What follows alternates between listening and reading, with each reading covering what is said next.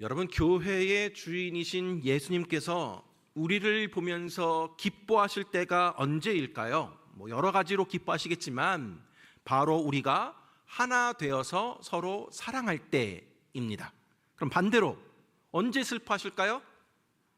같은 하나님의 자녀이면서도 서로 물고 뜯고 다툴 때입니다. 성도 간에 사랑하지 아니하고 다투고 싸울 때 우리 예수님이 슬퍼하십니다. 담임 목사인 저도 마찬가지입니다. 목회를 하면서 힘 빠질 때가 언제인가? 바로 우리 성도들 안에 성도들이나 교역자가 서로 하나 되지 못하고 분열을 일으킬 때입니다. 물론 서로 성격이 다르고 가치관이 다르고 또 여러 가지 환경이 다르기 때문에 의견이 달라서 다툴 수도 있습니다. 싸울 수도 있습니다. 그러나 그것을 어떻게 건강하게 풀고 공동체의 하나됨을 이루어 가느냐가 중요한 것입니다.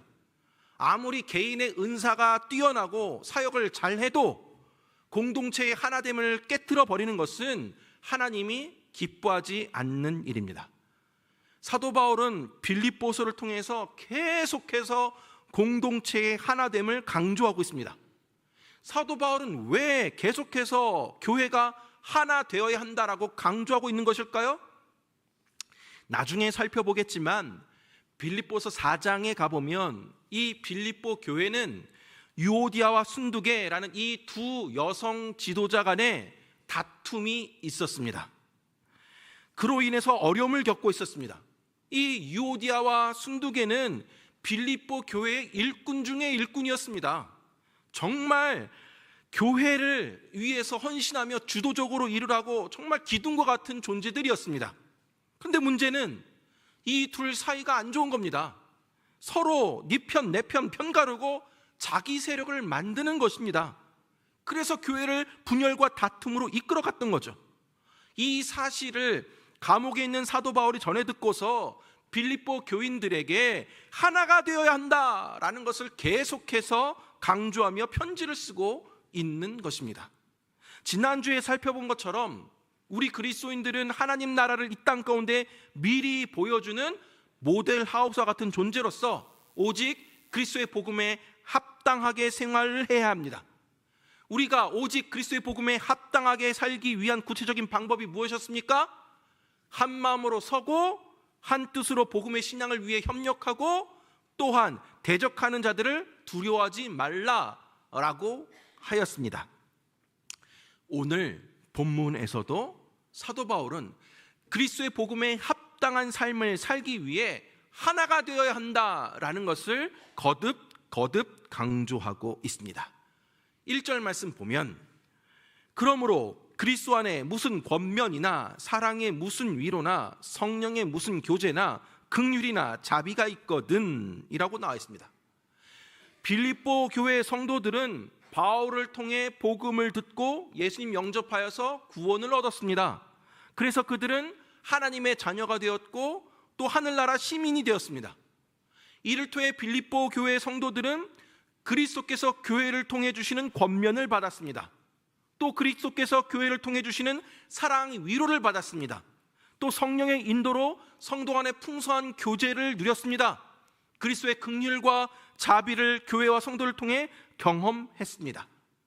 빌립보 교회 성도들은 예수님과 교회 그리고 성도들을 통해서 권면과 사랑의 위로와 성령의 교제와 긍휼과 자비를 이미 받았습니다. 그리고 지금까지 누리고 있습니다. 바울은 빌립보 교회 성도들이 바로 이러한 은혜를 받았고 누리고 있지 않냐라는 거죠. 너희에게 그리스도 안에 어떤 권면이 있지 않느냐, 사랑의 어떤 위로가 있지 않느냐, 성령의 어떤 교제가 있지 않느냐, 긍휼이나 자비가 있지 않느냐, 그렇다면 어찌해야 하느냐? 그것이 바로 2절 말씀입니다. 2절 말씀 보니까 마음을 같이하여 같은 사랑을 가지고 뜻을 합하며 한 마음을 품어. 너희는 마음을 같이하여 같은 사랑 가지고 뜻을 합하며 한 마음을 품어야 한다라는 것입니다. 여기서 마음을 같이하라, 같은 사랑을 가져라, 뜻을 합하라, 한 마음을 품어라, 이 네 가지를 말하고 있지만 결국 한 가지를 말하고 있는 것입니다. 그것이 무엇입니까? 하나가 되라. 하나가 되라는 것입니다. 바울은 빌립보 교회 성도들이 하나가 되기를 바라는데 이 일이 얼마나 중요한지 4번이나 강조해서 말하고 있는 것입니다. 그러면서 이 사도 바울은 빌립보 교회가 하나 되기 위해 버려야 할 것들이 있다라고 알려줍니다. 그것이 무엇인가? 3절 상반절 말씀 보니까 아무 일에든지 다툼이나 허영으로 하지 말고 라고 되어 있습니다. 앞서 말씀드렸지만 당시에 이 빌립보 교회 안에는 유오디아와 순두계 사이에 다툼이 있었습니다. 사도 바울은 교회가 하나 되기 위해서 다툼과 허영을 버리라고 합니다. 다툼이 무엇입니까? 편을 가르는 것입니다. 허영은 무엇입니까? 비어있는 영광을 의미합니다. 그 마음에 허영이 가득하면 다른 사람이 보이지 않습니다. 오직 나밖에 없습니다. 나밖에 모르는 사람은 다른 사람과 결코 하나가 될 수 없습니다. 내가 아니면 안 된다는 생각, 나만 옳다는 생각을 우리는 버려야 합니다. 내려놓아야 합니다. 우리가 하나가 되기 위해서는 이처럼 다툼과 허영을 버려야만 하는 것입니다. 사도 바울은 교회가 하나가 되기 위해서 다툼과 허영을 버리라라고 하면서 그렇다면 교회가 하나가 되기 위해서 무엇을 추구해야 하는지도 알려주고 있습니다.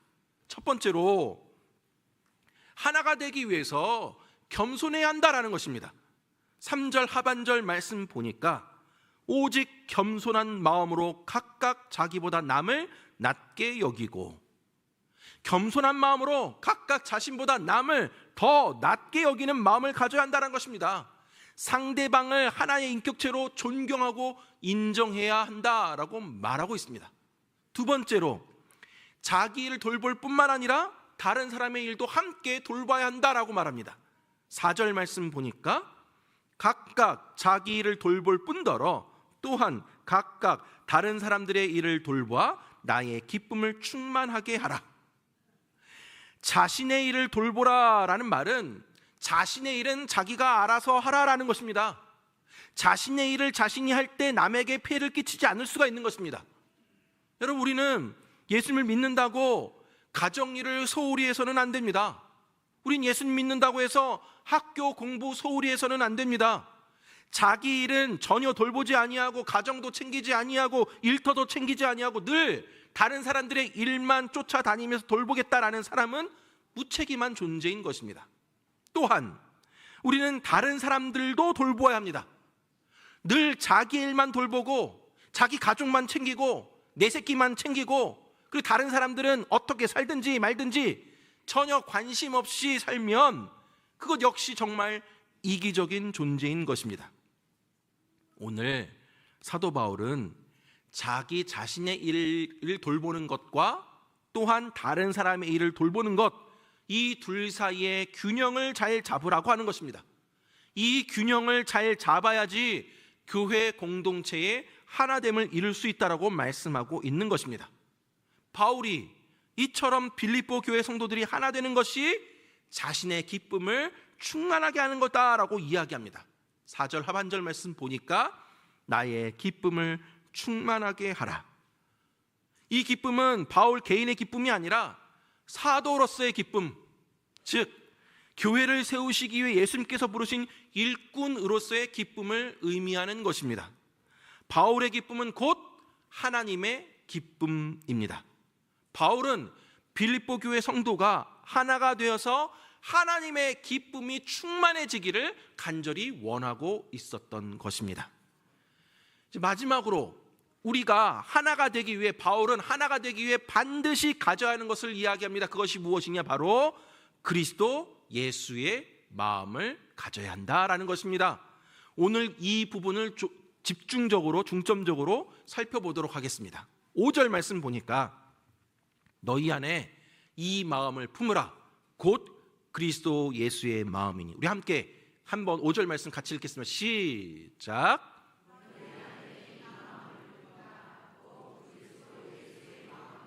네, 사도 바울은 그리스도 예수의 마음을 품으라라고 말합니다. 다른 번역을 보면 예수님과 같은 태도를 가지라라고 번역이 되어 있습니다. 그렇다면 예수님이 어떤 분이시길래 우리가 예수님과 같은 마음, 예수님과 같은 태도를 가져야 하는 것일까요? 사도 바울은 오늘 본문에서 예수님에 대해서 너무나도 명확하게 설명해 주고 있습니다. 6절에서 8절 말씀 보니까 그는 근본 하나님의 본체시나 하나님과 동등됨을 취할 것으로 여기지 아니하시고 오히려 자기를 비워 종의 형체를 가지사 사람들과 같이 되셨고 사람의 모양으로 나타나사 자기를 낮추시고 죽기까지 복종하셨으니 곧 십자가에 죽으심이라. 여러분, 여기서 하나님의 본체라는 말은 예수님이 곧 하나님이다라는 뜻입니다. 하나님과 똑같으신 예수님이 스스로 뭐가 되셨다는 것입니까? 사람이 되셨다라는 것입니다. 사람으로 오셨는데 그것도 어떻게 오셨습니까? 완전하신 하나님이신 예수님께서 자신을 비워서 종의 형체를 가지셨습니다. 종의 형체를 가지셨다라는 것은 우리와 같은 사람이 되었다라는 뜻입니다. 왜 종의 형체로 오셨습니까? 죄의 종인 우리를 섬기시기 위해서 종으로 오신 것입니다. 어디서 우리를 위해 섬겨주셨습니까? 십자가 위에서 섬겨주셨다라고 분명히 성경은 말해주고 있습니다. 사랑하는 여러분, 지극히 높으신 하나님께서 우리와 같은 종의 형체로 낮아지신 것도 부족하여서 사람 취급받지 못하는 십자가 처형을 당하신 것입니다. 예수님은 그야말로 끝도 없이 낮아지셨습니다. 이것은 어떤 것과도 비교할 수 없는 놀라운 사실입니다. 우리가 벌레를 구하기 위해서 벌레의 몸을 입은 것과 마찬가지인 것입니다. 왜 예수님께서 이렇게 낮아지셨습니까? 아버지 하나님은 아담이 타락한 이후에 인류를 구원하실 계획을 가지고 계셨습니다. 그 계획은 당신의 아들을 세상에 보내셔서 사람의 죄를 대신하는 속죄 제물이 되게 하시는 것이었습니다. 죄인을 구원하기 위해서 죄가 없으신 사람일 뿐만 아니라 모든 사람의 죄를 능히 감당할 수 있는 분이 필요하셨습니다. 방법은 하나밖에 없었습니다. 하나님께서 당신의 하나뿐인 아들, 그 독생자 예수 그리스도를 친히 죄 없는 사람이 되셔서 모든 사람의 죄를 대신 십자가에 짊어지게 하신 것입니다. 예수님께서 하나님의 아들이시니까 당연히 순종하는 거 그렇게 어렵겠느냐 라고 쉽게 생각할 수 있습니다. 그러나 예수님께서는 그러하실 필요도 없었습니다. 하지만 그럼에도 불구하고 예수님은 순종하셨습니다. 8절 말씀에 보면 죽기까지 순종하셨다라고 나와 있습니다. 복종은 하기 싫어도 하는 것입니다. 겟세마네 동산에서 예수님께서 자기의 뜻을 다 내어버리시고 하나님 아버지의 뜻에 온전히 복종하셨음을 볼 수가 있습니다. 예수님은 아버지 하나님의 구원 계획을 이루기 위해서 기꺼이 하나님의 본체를 취하지 아니하시고 오히려 종의 본체를 취하시사 십자가에 죽기까지 순종하셨습니다. 사랑하는 여러분, 바울이 빌립보 교회 성도들에게 정말로 하고 싶은 말이 바로 여기에 있습니다. 사도 바울은 너희 안에 그리스도 예수의 마음을 품으라고 말합니다. 바로 이 예수님의 겸손과 희생의 마음을 품으라, 겸손과 희생의 마음을 본받으라 라고 말하고 있는 것입니다. 우리가 하나 되기 위해 반드시 가져야 할 그리스도 예수의 마음이 무엇입니까? 하나님의 뜻을 위해 기꺼이 자신의 모든 것을 내려놓고 포기하는 것입니다. 하늘 시민인 우리 그리스도인들이 품어야 될 예수님의 마음이 무엇이겠습니까? 그것은 다른 것이 아니라 종의 자리까지 내려오셔서 종인 우리를 불쌍히 여기시고 섬겨주신 그 예수님의 자발적인 섬김의 모습, 그것을 우리 모두가 품어야 합니다. 예수님은 강요에 의해서 섬김의 자리로 내려가신 것이 아니라 스스로 자발적으로 자원함으로 우리를 섬겨주기 위해서 이 땅에 내려오셨습니다. 내가 정말 예수님을 섬기고 싶고 예수님 닮고 싶고 나도 예수님이 오셨던 그 종의 자리로, 그 섬김의 자리로 내려가서 누군가를 섬기고 불쌍히 여기고 그를 위해서 눈물 흘려주고 또 죄의 몸된 교회를 섬길 수 있는 바로 그것이 바로 그리스도 예수의 마음을 품은 사람들의 모습인 것입니다. 사랑하는 여러분, 바울은 교회가 하나가 되는 유일한 길은 이처럼 하나님의 뜻 때문에 자신의 모든 것을 내려놓고 포기하는 그리스도 예수의 마음을 가지는 것이라고 말합니다. 그러나 나는 예수님이 아닌데 내가 과연 그렇게 할 수 있을까? 내가 그렇게 한다고 해서 뭔 유익이 있나? 그냥 나만 손해보고 나만 바보 되는 거 아닌가? 이런 생각할 수도 있습니다. 그렇기에 바울은 자기를 낮추시고 죽기까지 복종하셨던 예수님의 그 결말을 우리에게 이렇게 말씀하고 있습니다.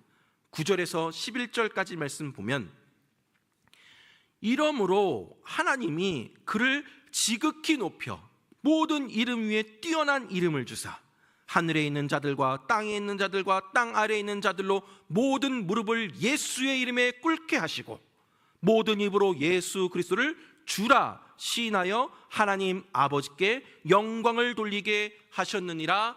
아멘. 하나님의 뜻을 위해 자신의 모든 것을 내려놓고 포기하신 예수님에게 우리 하나님께서 어떻게 하셨습니까? 예수님을 지극히 높여 모든 이름 위에 뛰어난 이름을 주셨습니다. 그래서 하늘에 있는 자들과 땅 위에 있는 자들, 심지어 땅 아래에 있는 자들까지도 예수님 앞에 무릎을 꿇게 하시고 그분을 향하여서 주님이라고 외치게 하셨습니다. 사랑하는 여러분, 우리도 마찬가지입니다. 우리가 예수님의 마음을 품고 겸손한 마음으로 순종하며 나아가게 될 때에 공동체의 하나됨을 위해서, 교회의 하나됨을 위해서 때로는 내 자존심도 내려놓고 내 감정이나 내 소유나 내 시간이나 내 권리를 기꺼이 내려놓고 포기하게 될 때에 하나님께서 우리를 높여주실 줄 믿습니다. 사람들이 높여주는 것이 아니라 하나님이 우리를 인정하여 주시고 하나님이 우리를 높여주실 줄 믿으시기 바랍니다. 우리도 예수님 옆에 앉아서 함께 왕노릇하게 될 것입니다. 예수님께서 받으신 영광을 우리도 누리게 될 줄 믿으시기 바랍니다. 하나님의 뜻을 위해 자기 자신의 모든 것을 포기한 사람에게 하나님은 그야말로 그 모든 것을 주실 줄 믿으시기 바랍니다. 말씀을 맺도록 하겠습니다.